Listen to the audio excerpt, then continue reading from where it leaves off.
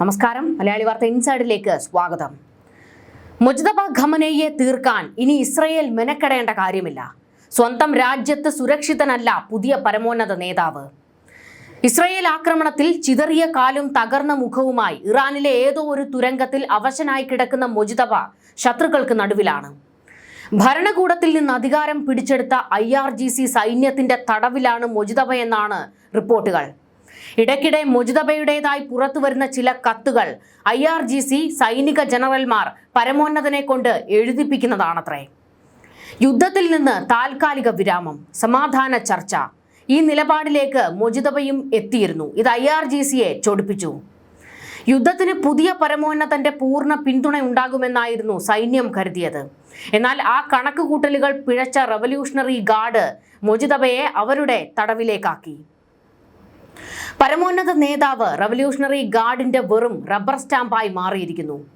മറ്റൊരു വിവരം പുറത്തുവരുന്നത്, പാകിസ്ഥാനിൽ നിന്ന് നേരെ റഷ്യയിലേക്ക് പറന്ന ഇറാൻ വിദേശകാര്യമന്ത്രി അബ്ബാസ് അരാഗ്ചി IRGCയെ പിടിച്ചുകെട്ടാൻ റഷ്യൻ സഹായം തേടി എന്നുള്ള ഒരു സൂചനയുമുണ്ട്.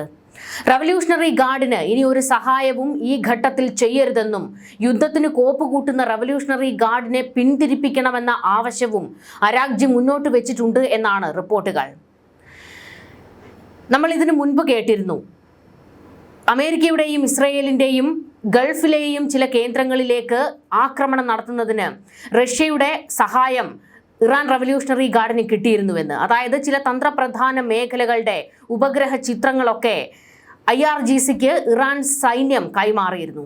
ഇനി അത്തരത്തിലുള്ള ഒരു സഹായങ്ങളും IRGCക്ക് റഷ്യയിൽ നിന്ന് കൊടുക്കരുത് എന്നുള്ള ഒരാവശ്യവും അരാഗ്ചി പുടിനോട് ആവശ്യപ്പെട്ടു എന്നുള്ളതാണ് വിവരങ്ങൾ.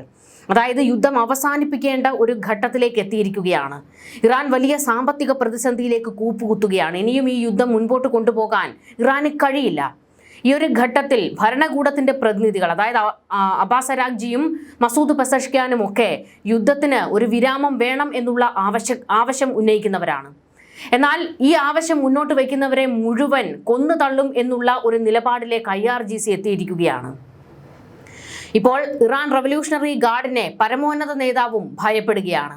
ഇസ്രയേൽ അമേരിക്കൻ ഭീഷണി നേരിടുന്നതിന് ഇറാൻ ഭരണകൂടത്തിന് റഷ്യ സഹായം ചെയ്യണം എന്നുള്ള ആവശ്യവും അരാഗ്ചി മുന്നോട്ട് വെച്ചു എന്നാണ് വിവരങ്ങൾ. ഇറാൻ ഭരണകൂടത്തെ റഷ്യ സഹായിക്കണം, പക്ഷേ IRGCയെ സഹായിക്കരുത് എന്നുള്ളതാണ് അബ്ബാസ് അരാഗ്ചിയുടെ ആവശ്യം. ഇതോടുകൂടി ഭരണകൂടവും സൈന്യവും പിളർപ്പിലാണ് എന്നുള്ളത് ഏകദേശം വ്യക്തമായിരിക്കുകയാണ്.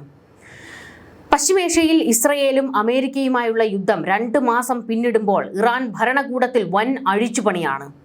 1979 ഇസ്ലാമിക വിപ്ലവത്തിന് ശേഷം ആദ്യമായി രാജ്യത്തിന്റെ അധികാരം പുരോഹിതന്മാരിൽ നിന്ന് സൈനിക ജനറലുകളുടെ കൈകളിലേക്ക് മാറിയതായിട്ടാണ് റിപ്പോർട്ടുകൾ. പരമോന്നത നേതാവായിരുന്ന ആയത്തുള്ള അലി ഖമനേയുടെ മരണത്തിന് പിന്നാലെ ഇസ്ലാമിക് റവല്യൂഷണറി ഗാർഡ് കോർപ്സ് രാജ്യത്തിന്റെ പൂർണ്ണ നിയന്ത്രണം ഏറ്റെടുത്തു കഴിഞ്ഞു.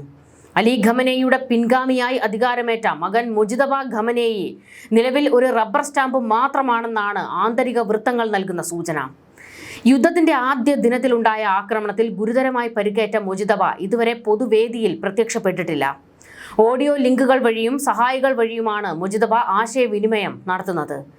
ജനറലുകൾ എടുക്കുന്ന തീരുമാനങ്ങൾക്ക് നിയമസാധുത നൽകുക എന്നതിലപ്പുറം ഭരണത്തിൽ മുജ്തബയ്ക്ക് സ്വാധീനമില്ലെന്ന് രാഷ്ട്രീയ നിരീക്ഷകരും ഇറാനിലെ ചില മാധ്യമങ്ങളും റിപ്പോർട്ട് ചെയ്യുന്നു. രാജ്യത്തിന്റെ സുപ്രധാന തീരുമാനങ്ങൾ ഇപ്പോൾ കൈക്കൊള്ളുന്നത് IRGC കമാൻഡർമാരുടെ നേതൃത്വത്തിലുള്ള ഒരു ചെറിയ സംഘമാണ്. വിദേശകാര്യമന്ത്രി അബ്ബാസ് അരാഗ്ചിയും സ്പീക്കർ മുഹമ്മദ് ബാഖർ ഖാലിബാഫുമാണ് നയതന്ത്ര മുഖങ്ങളായി രംഗത്തുള്ളതെങ്കിലും തിരശ്ശീലയ്ക്ക് പിന്നിൽ കരുക്കൾ നീക്കുന്നത് IRGC കമാൻഡർ അഹമ്മദ് വാഹിദിയാണെന്നാണ് റിപ്പോർട്ടുകൾ. തങ്ങൾ ദുർബലരാണെന്ന തോന്നൽ വാഷിംഗ്ടണിന് ഉണ്ടാകാതിരിക്കാൻ അതീവ ജാഗ്രതയാണ് സൈനിക നേതൃത്വം പുലർത്തുന്നത്. സമാധാന ചർച്ചകൾക്ക് മധ്യസ്ഥത വഹിക്കുന്ന പാകിസ്ഥാൻ വൃത്തങ്ങൾ നൽകുന്ന വിവരമനുസരിച്ച് ഇറാന്റെ ഭാഗത്തു നിന്നുള്ള പ്രതികരണങ്ങൾക്ക് വലിയ കാലതാമസം നേരിടുന്നുണ്ട്. ഒരു ചെറിയ മറുപടി നൽകാൻ പോലും 2-3 ദിവസമാണ് ഇറാൻ എടുക്കുന്നത്. വാഷിംഗ്ടൺ മുന്നോട്ട് വയ്ക്കുന്ന വാഗ്ദാനങ്ങൾ അംഗീകരിക്കാൻ IRGC തയ്യാറാകാത്തതാണ് ചർച്ചകൾ നീണ്ടുപോകാൻ കാരണം. ആണവ പ്രശ്നം മാറ്റിവെച്ച് യുദ്ധം അവസാനിപ്പിക്കണമെന്ന് ഇറാൻ ആവശ്യപ്പെടുമ്പോൾ ആണവ വിഷയം ആദ്യം ചർച്ച ചെയ്യണമെന്ന കടുത്ത നിലപാടിലാണ് അമേരിക്ക. അമേരിക്കൻ പ്രസിഡന്റ് ഡൊണാൾഡ് ട്രംപിന്റെ സമ്മർദ്ദ തന്ത്രങ്ങൾക്ക് മുന്നിൽ മുട്ടുമടക്കില്ല എന്ന സന്ദേശമാണ് ഇറാൻ സൈനിക നേതൃത്വം നൽകുന്നത്. തെരഞ്ഞെടുപ്പ് സമ്മർദ്ദങ്ങൾക്കിടയിൽ നിൽക്കുന്ന ട്രംപിനും അയഞ്ഞ നിലപാട് സ്വീകരിക്കാൻ കഴിയില്ല. ഹോർമുസ് കടലിടുക്കിലെ തങ്ങളുടെ സൈനിക സ്വാധീനം നിലനിർത്തിക്കൊണ്ട് യുദ്ധത്തിൽ നിന്ന് രാഷ്ട്രീയമായും സൈനികമായും കരുത്താർജിച്ച് പുറത്തുവരാനാണ് ഇറാൻ ലക്ഷ്യമിടുന്നത്. ഇറാനിൽ അധികാരം പുരോഹിതന്മാരിൽ നിന്ന് സുരക്ഷാ വിഭാഗത്തിന്റെ കൈകളിലേക്ക് മാറിയത് വലിയ രാഷ്ട്രീയ മാറ്റങ്ങൾക്ക് കാരണമായേക്കും. വിപ്ലവത്തിന്റെ മൂല്യങ്ങൾ സംരക്ഷിക്കുന്നതിനൊപ്പം പാശ്ചാത്യ സമ്മർദ്ദങ്ങളെ സൈനികമായി പ്രതിരോധിക്കുക എന്നതാണ് റവല്യൂഷണറി ഗാർഡിന്റെ ലക്ഷ്യം. യുദ്ധം നയിക്കുന്ന സൈനിക കൗൺസിലിനെ മറികടക്കാൻ പരമോന്നത നേതാവിന് പോലും സാധിക്കാത്ത സാഹചര്യം ഇറാന്റെ ഭാവി നയതന്ത്ര നീക്കങ്ങളെ കൂടുതൽ സങ്കീർണമാക്കും. അതായത് മൊജിതബയ്ക്ക് വലിയ റോൾ ഇപ്പോൾ ഇറാനിൽ ഇല്ല എന്നുള്ളതാണ് വ്യക്തമായിക്കൊണ്ടിരിക്കുന്നത്. സൈന്യം എടുക്കുന്ന തീരുമാനങ്ങളാണ് നടപ്പാക്കുന്നത്. അതുകൊണ്ട് തന്നെയാണ് പാകിസ്ഥാനിൽ നടന്ന ചർച്ചകൾ എങ്ങും എത്താതെ പോയതും. IRGCയും ട്രംപും കടുംപിടുത്തം പിടിക്കുന്നതോടുകൂടി ഒരു തരത്തിലും സമാധാനമില്ല എന്നുള്ളതാണ് പുറത്തേക്ക് വരുന്ന വിവരങ്ങൾ. എന്നാൽ ഇതധികം മുൻപോട്ട് കൊണ്ടുപോകാൻ കഴിയില്ല എന്ന് ഇറാൻ റവല്യൂഷണറി ഗാർഡിനെ പറഞ്ഞു മനസ്സിലാക്കുകയാണ് അബ്ബാസ് അരാഗ്ജിയും മസൂദ് പെസഷ്ക്യാനും ഒക്കെ. എന്നാൽ അവരുടെ വാക്കുകൾക്ക് ഒരു വിലയും IRGC കൊടുക്കുന്നില്ല. യുദ്ധം എന്ന കടുത്ത നീക്കവുമായി IRGC നിൽക്കുന്നു. പിതാവിന്റെ തലയെടുത്ത ഇസ്രയേലിനോടോ അമേരിക്കയോടോ പ്രതികാരം വീട്ടാൻ കഴിയുന്ന ഒരു സ്ഥിതിയിലല്ല മൊജിതബയുള്ളത്. കാരണം മൊജിതബയ്ക്ക് ഭരണപരമായി വലിയ സ്വാധീനമില്ല. സൈനികമായി നോക്കുകയാണെങ്കിൽ അവിടെയും സൈന്യമാണ് കാര്യങ്ങൾ തീരുമാനിക്കുന്നത്. മൊജിതബയുടെ വാക്കിന് പോലും വിലയില്ലാത്ത ഒരു സാഹചര്യമാണ് ഉടലെടുത്തിരിക്കുന്നത്. ആക്രമണത്തിൽ ഗുരുതര പരിക്കേറ്റിട്ടുണ്ട് പുതിയ പരമോന്നതന്. IRGCക്ക് മൊജിതബയോട് വലിയ താല്പര്യവുമില്ല. മതപഠനം മുഴുവൻ പൂർത്തിയാക്കിയിട്ടില്ല മൊജിതബ എന്നുള്ള ഒരു ആരോപണം മുൻപ് തന്നെ അവിടെ ഉയർന്നു വന്നതാണ്. IRGC എന്ന് പറയുന്നത് ഒരു ഭീകരമുഖമാണ്, അതായത് ഒരു മതവെറി പിടിച്ച സംഘമാണ്. പരമോന്നത നേതാവ് എന്ന് പറയുന്നത് IRGCയുടെ തലപ്പത്തുള്ള ആളാണ്. അതായത് ഈ IRGC സംഘം റിപ്പോർട്ട് ചെയ്യേണ്ടത് ആയത്തുള്ള അലി ഖമനേയി എന്ന ആ ഒരു മത പുരോഹിതന് മുൻപിലായിരുന്നു. അതായത് ഒരു മത പോലീസാണ് IRGC.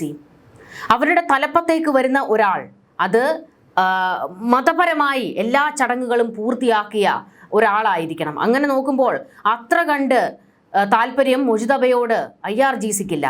എന്നാൽ ആയത്തുള്ള അലി ഖമനേയിയോട് വിധേയപ്പെട്ടവരായിരുന്നു IRGC. എന്നാൽ ഇപ്പോൾ തങ്ങൾക്ക് മൊജിതബയോട് വിധേയപ്പെടേണ്ട ആവശ്യമില്ല എന്നുള്ള ഒരു നിലപാട് IRGC എടുത്തിരിക്കുന്നു. പ്രത്യേകിച്ച് മൊജിതബയും ഈ യുദ്ധത്തിനോട് ഇപ്പോൾ താല്പര്യമില്ലാതെ നിൽക്കുകയാണ്. കാരണം പുറത്തേക്ക് തല കാണിക്കാൻ കഴിയാത്തൊരു സാഹചര്യമാണ് മൊജിതബയ്ക്കുള്ളത്. എപ്പോൾ തല പുറത്തേക്കിട്ടാലും ഇസ്രയേൽ ആ തലയെടുക്കും. അതുകൊണ്ട് തന്നെ ഒരു താൽക്കാലിക വെടിനിർത്തൽ തന്നെയാണ്, സമാധാനം തന്നെയാണ് മൊജിതബയും ആഗ്രഹിക്കുന്നത്. അതുകൊണ്ട് തന്നെ മൊജിതബയുടെ ഈ നിലപാടിനോട് ഒട്ടും യോജിക്കാതെ നിൽക്കുകയാണ് IRGC. പരമോന്നത കസേര നോക്കി നടന്നിരുന്ന മൊജിതബ കുറുക്ക് വഴിയിലൂടെയാണ് ആ സ്ഥാനം പിടിച്ചത്. ആയത്തുള്ള അലി ഖമനേയി കൊല്ലപ്പെട്ടപ്പോഴാണ് മൊജിതബയെ പരമോന്നതനാക്കിയത് എന്ന റിപ്പോർട്ടുകൾ തള്ളിക്കളയുന്നുണ്ട് ഇറാനിലെ ഒരു സംഘം. അതിനു മുൻപ് തന്നെ മൊജിതബയെ പരമോന്നത നേതാവാക്കാനുള്ള നീക്കം നടന്നിരുന്നു എന്നാണ് വിവരങ്ങൾ. ഒടുക്കം പിതാവ് കൊല്ലപ്പെട്ടപ്പോൾ അധികാരം ആ കൈകളിലേക്ക് തന്നെ എത്തി. എന്നാൽ അപ്പോഴേക്ക് മൊജിതബയും കിടപ്പിലായിപ്പോയി. ഇനി മൊജിതബയ്ക്ക് വലിയ റോള് ഇറാനിലില്ല. സൈനിക കമാൻഡർമാർ പറയുന്നതാണ് ഇപ്പോൾ നടപ്പിലാകുന്നത്. യുദ്ധം വേണ്ട, ഇത് അവസാനിപ്പിക്കണമെന്ന് ആര് പറഞ്ഞാലും അവരുടെ എല്ലാം തലയെടുക്കും. അവരെല്ലാം ശത്രുവായി കണ്ട് കൊലപ്പെടുത്തുന്ന കാടത്തമാണ് IRGC പുറത്തെടുത്തിരിക്കുന്നത്. പിതാവ് ഉണ്ടായിരുന്നപ്പോഴത്തെ പ്രിവിലേജ് ഒന്നും മൊജിതബയ്ക്ക് ഇപ്പോൾ ഇല്ല എന്ന് ഇറാൻ മാധ്യമങ്ങളിലും റിപ്പോർട്ടുകൾ പുറത്തു വരുന്നുണ്ട്. പരമോന്നത നേതാവ് കസേര മൊജിതബയ്ക്ക് ഇപ്പോൾ ഒരു മുൾക്കിരീടമാണ്. അബ്ബാസ് അരാഗ്ജിയുടെ റഷ്യൻ സന്ദർശനം സംശയത്തോടെയാണ് ഇസ്രയേൽ നോക്കിക്കണ്ടത്. റഷ്യ സാധ്യമാകുന്ന എല്ലാ പിന്തുണയും ഇറാന് നൽകുമെന്ന് കൂടിക്കാഴ്ചയിൽ പുടിൻ വാഗ്ദാനം ചെയ്തുവെന്നാണ് അബ്ബാസ് അരാഗ്ജി വ്യക്തമാക്കിയത്. റഷ്യയിലെ സെയിന്റ് പീറ്റേഴ്സ്ബർഗിൽ വെച്ചായിരുന്നു കൂടിക്കാഴ്ച നടന്നത്. ദുഷ്കരമായ കാലഘട്ടത്തിലൂടെയാണ് ഇറാൻ ജനത കടന്നു പോകുന്നതെന്ന് പറഞ്ഞ പുടിൻ എത്രയും പെട്ടെന്ന് സമാധാനം പുലരുമെന്നും ഇറാൻ ഈ സാഹചര്യത്തെ അതിജീവിക്കുമെന്നും കൂട്ടിച്ചേർത്തു. ഇറാന്റെ താൽപ്പര്യങ്ങളെ പിന്തുണയ്ക്കുന്നതിനും സമാധാനം പുനഃസ്ഥാപിക്കാനുമുള്ള നീക്കങ്ങളിൽ തങ്ങളാൽ കഴിയുന്നതെല്ലാം ചെയ്യുമെന്ന് പുടിൻ പറഞ്ഞു. ഇറാനിലും മറ്റ് പ്രാദേശിക രാജ്യങ്ങളിലും സമാധാനം പുലരുന്നതിനായി മോസ്കോ പ്രതിജ്ഞാബദ്ധമാണെന്ന് പുടിൻ പറഞ്ഞതായി Iran state media press TV report ചെയ്തു. കഴിഞ്ഞ ആഴ്ച ഇറാൻ പരമോന്നത നേതാവിന്റെ സന്ദേശം എനിക്ക് ലഭിച്ചു. ഇതിനെന്റെ ആത്മാർത്ഥമായ നന്ദി അറിയിക്കുന്നു. ഇറാനെ പോലെ റഷ്യയും തന്ത്രപരമായ ബന്ധം തുടരാൻ ഉദ്ദേശിക്കുന്നുവെന്നും പുടിൻ പറഞ്ഞു. തിങ്കളാഴ്ച രാവിലെയോടെയായിരുന്നു ഇറാൻ വിദേശകാര്യമന്ത്രി റഷ്യയിൽ എത്തിയത്. അന്താരാഷ്ട്ര പ്രശ്നങ്ങളിൽ ഇറാനും റഷ്യയും എപ്പോഴും കൂടിയാലോചന നടത്തുന്നുണ്ടെന്ന് അരാഗ്ചി പറഞ്ഞു. സമീപകാലത്ത് ഈ ബന്ധത്തിൽ ഒരു വിടവുണ്ടായിരുന്നുവെങ്കിലും ഇപ്പോൾ നയതന്ത്രപരമായി അതൊക്കെ പരിഹരിക്കപ്പെട്ടിട്ടുണ്ടെന്നും അരാഗ്ചി പറഞ്ഞു. പശ്ചിമേഷ്യയിൽ വിശാല കൂടിയാലോചനകൾ നടത്തുന്നതിന്റെ ഭാഗമായി പാകിസ്ഥാനിലേക്കും ഒമാനിലേക്കും സമീപകാലത്ത് ഇറാൻ വിദേശകാര്യമന്ത്രി സന്ദർശനം നടത്തിയിരുന്നു. ഇതിന് പിന്നാലെയാണ് റഷ്യയിലും എത്തിയത്. സന്ദർശനത്തിൽ റഷ്യൻ വിദേശകാര്യ മന്ത്രി സെർജി ലാവ്റോവുമായി ആദ്യ കൂടിക്കാഴ്ച നടത്തി. അതിനുശേഷമായിരുന്നു പുടിനുമായിട്ട് നീണ്ട ഒരു ചർച്ച നടന്നത്. എന്നാൽ ഈ ഒരു ചർച്ചയിൽ എന്തൊക്കെയാണ് സംഭവിച്ചത് എന്നറിയാനുള്ള ഒരു ചാരപ്രവർത്തനവും ഇസ്രയേൽ നടത്തിയിരുന്നു. ആയുധ കൈമാറ്റം എന്തെങ്കിലും നടക്കുന്നുണ്ടോ എന്നുള്ളതായിരുന്നു ഇസ്രയേൽ ഉറ്റുനോക്കിയത്.